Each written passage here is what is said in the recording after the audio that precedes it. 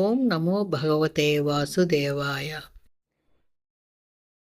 తిరుప్పావై విశిష్టత గురించి క్రితం వీడియోలో మనం చెప్పుకున్నాం.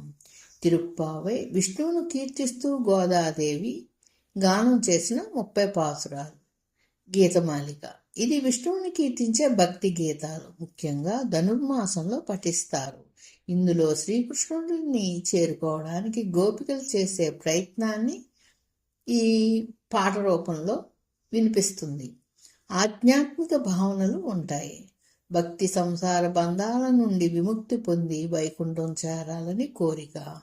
తిరుపావై అంటే తిరు అనగా శ్రీ, పావై అంటే వ్రతం లేదా పాట.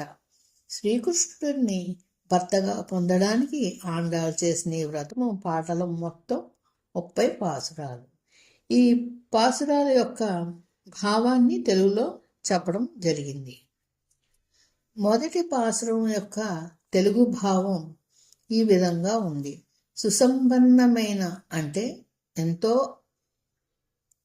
ధనవంతులైన గోకులంలో పుట్టి సుశోభితులైన గోపికలారా, మార్గశేష మాసం ఎంతో మంచిది, వెన్నెల కురిపిస్తుంది. చాలా మంచి రోజులివి. సూర్యుడైన నందగోపిని కొడుకును విశాల నేత్రయగు యశోదకు బాలసింహం వంటి వాడును, నల్లని మేఘం వంటి శరీరమును చంద్రుని వలె ఆహ్లాదకరుడును, సూర్యుని వలె తేజోమయుడును అయిన నారాయణుడిని తప్ప ఇతరులను కోరని మనకు ఆ స్వామి వ్రతమునకు కావలసిన విచ్చుటకు సిద్ధపడినాడు.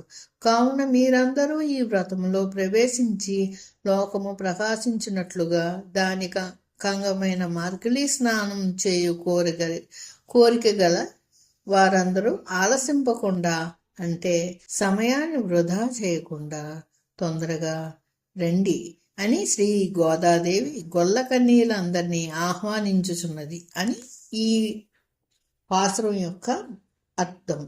ఇలా రోజుకొక పాసురం భావం చెప్పడం జరుగుతుంది. శ్రీకృష్ణ భక్తితో ఉన్నవారు తప్పక విని ధరించండి. జై శ్రీకృష్ణ, జై శ్రీమన్నారాయణ.